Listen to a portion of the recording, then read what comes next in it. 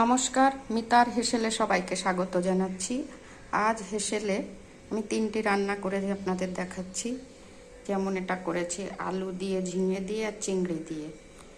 কড়াইতে তেল দিয়ে, জিরে ফোড়ন দিয়ে আলু, ঝিঙে, চিংড়ি সব আর পেঁয়াজ কুচি সব একসঙ্গে দিয়ে ভালো করে কষাই করে নিয়েছি। লবণ, হলুদ, লঙ্কা, টমেটো সব কিছু দিয়ে নেড়ে চেড়ে জল দিয়ে দিয়েছি। এবার কিছুক্ষণ ফোটার পরে ধনে জিরে ভাজা গুঁড়ো দিয়ে নামিয়ে নিয়েছি। আর করেছি ইলিশ মাছের ঝাল।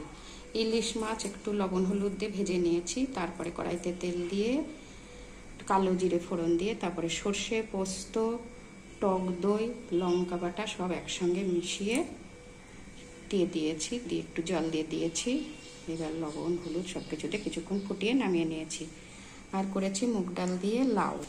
মুগ ডাল ভেজে সিদ্ধ করে নিয়েছি। তারপরে কড়াইতে তেল দিয়ে জিরে ফোড়ন দিয়ে লাউগুলো